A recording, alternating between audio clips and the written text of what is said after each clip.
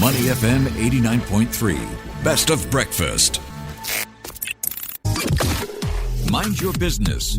Only on Money FM 89.3. Mind your business indeed. It's Amar Akhtar and Audrey Seek. The year is 2025, and guess what? Business as usual just isn't a thing anymore.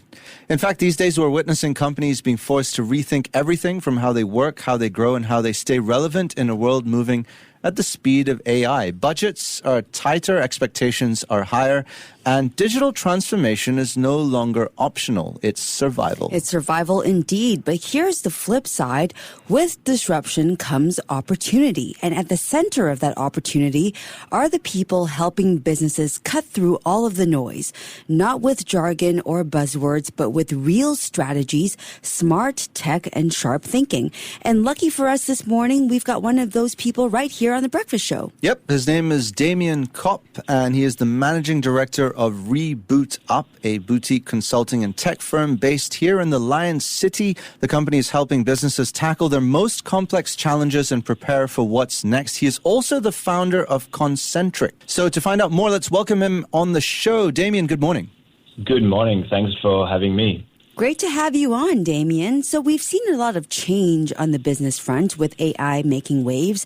What major trends are you seeing shaping industries? I think a lot of opportunities for businesses to look at how they operate today from a people perspective, from a process perspective, and how they can better leverage the data they may already have to help augment their current workforce, to help automate decisions, to make smarter decisions. If you look at the market conditions specifically right now, where things are getting really, really volatile, I think it's the least we can say. I think being able to adapt very quickly requires a level of kind of real-time information and decision-making that is actually quite new. And I want to think that the companies who can adapt very quickly to these situations will be able to not only survive but strive in these conditions. But obviously, it's a serious challenge on the short to medium term. Yeah, and that's where I suppose they call on your expertise. Now, the name RebootUp suggests a fresh start or a systems upgrade, if you like. What kind of reboots are you helping people or companies go through?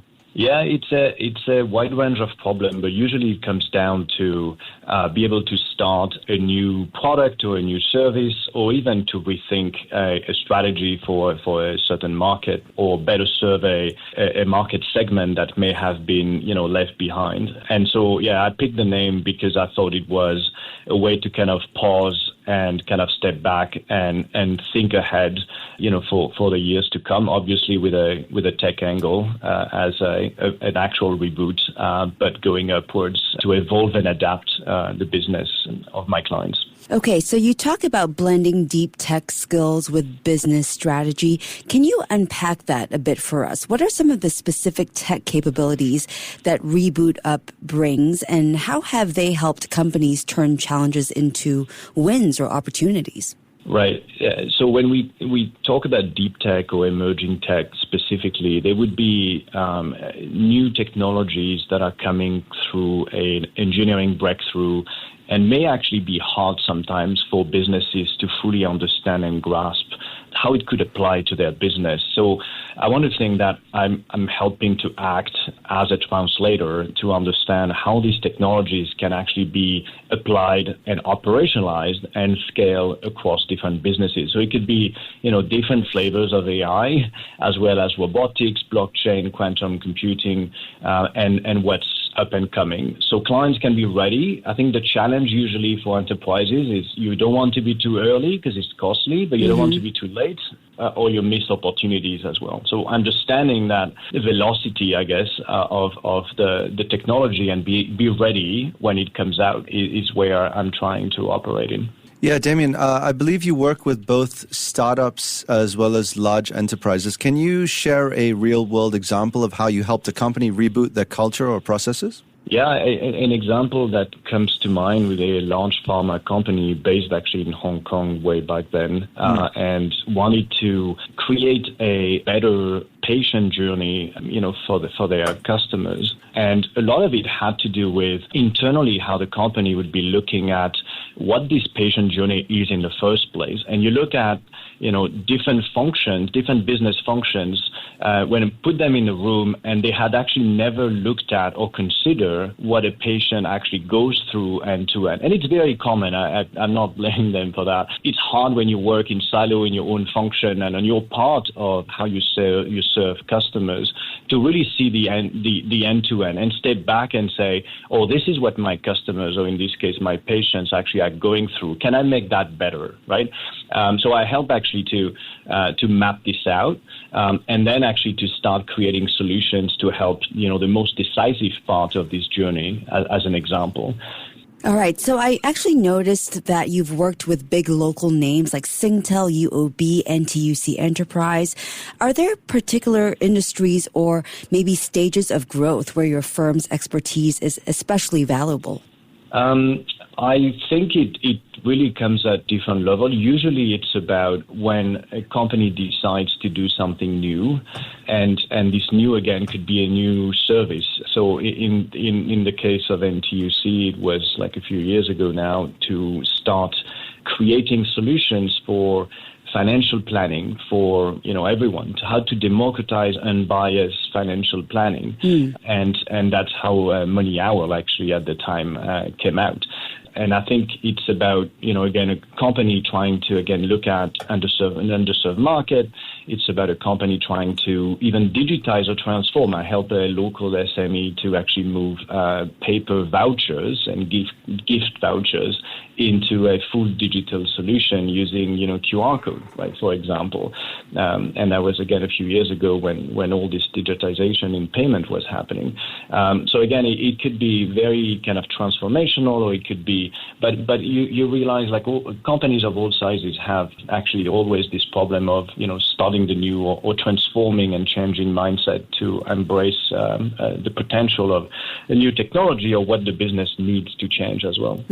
Yeah, Damien, just curious to know how long some of these transformation processes take from start to finish. Is there a spectrum, and as well as how much do you charge for your services?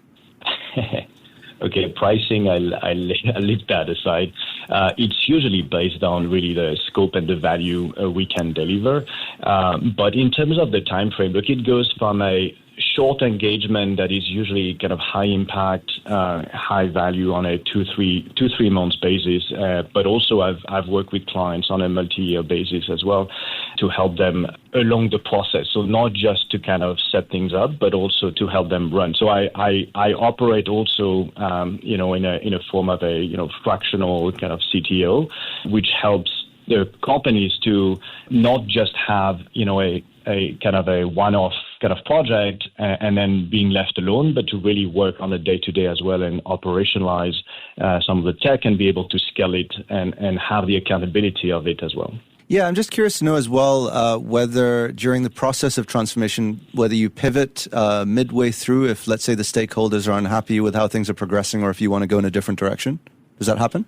I'd say mainly stakeholder misalignment happens kind of all the time. So I think understanding what each one is really after is important, and what will motivate them, and sometimes what will make them look good so they kind of embrace the transformation and the journey. But it's fair to say that not everyone is always on board, and I think that's really part of the challenge, is how to manage the human element. I must say, right, it's never really about technology. It's really about managing the human factor in that sense, and be able to roll out this tech is really usually an adoption challenge more than a technology challenge.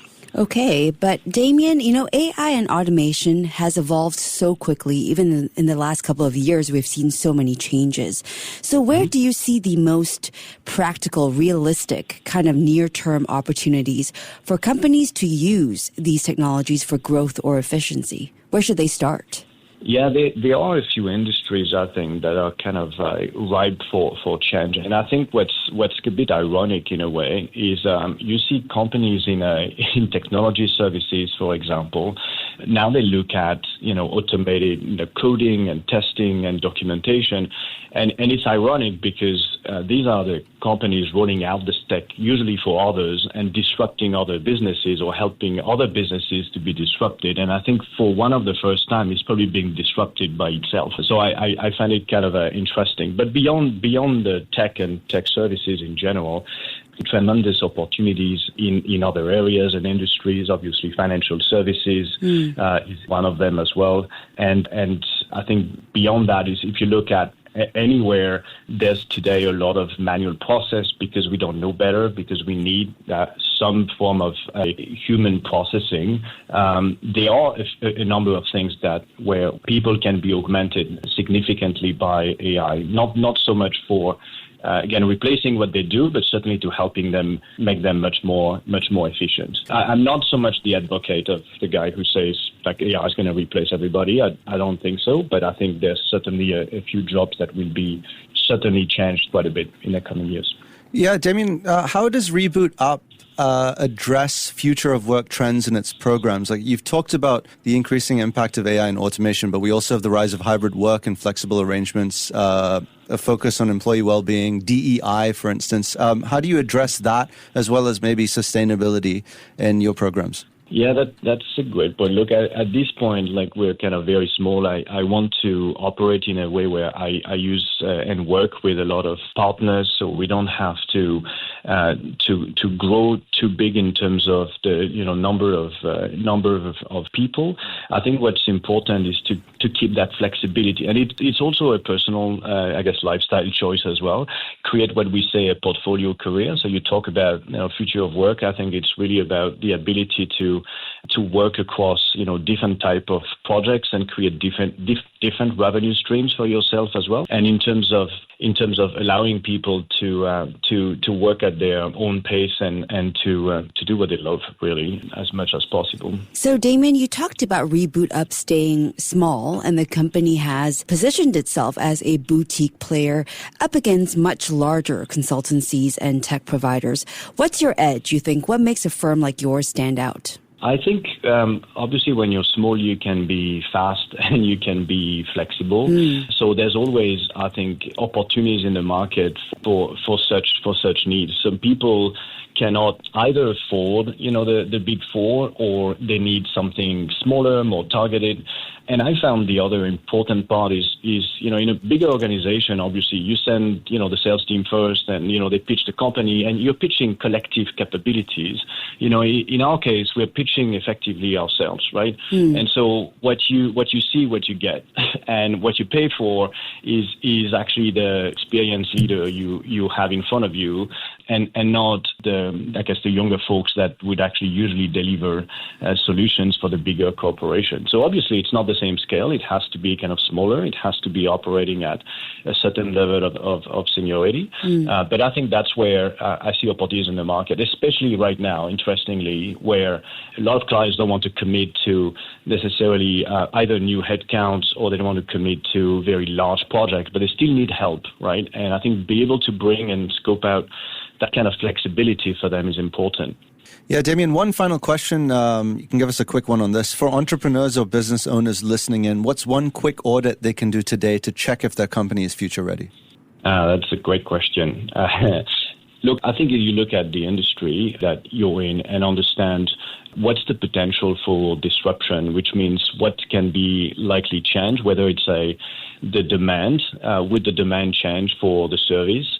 Would there be additional competition? A very important point, I think, right now that's happening is what we call technopolitics, right? It's where geopolitics actually intersect with technology, and that is actually changing and will change actually in the short term a lot of aspects of how companies need to make decisions and how they need to read what's happening, and will impact both the demand side because of, again, sanctions, because of tariffs, because of export controls, but also the supply chain as well.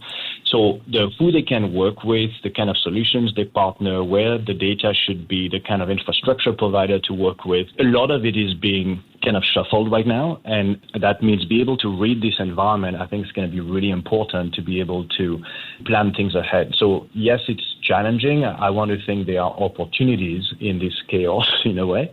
And I think that's going to be a kind of a new environment right now that's going to be a bit harder to navigate for companies. Yeah, well, technopolitics is a new term that I learned today, and finding opportunity in chaos is something that is easier said than done. But this has been a fascinating look at how businesses are navigating change and how smart strategies backed by the right tech can truly drive transformation. Damien, thank you so much for joining us today. Thank you so much for having me this morning.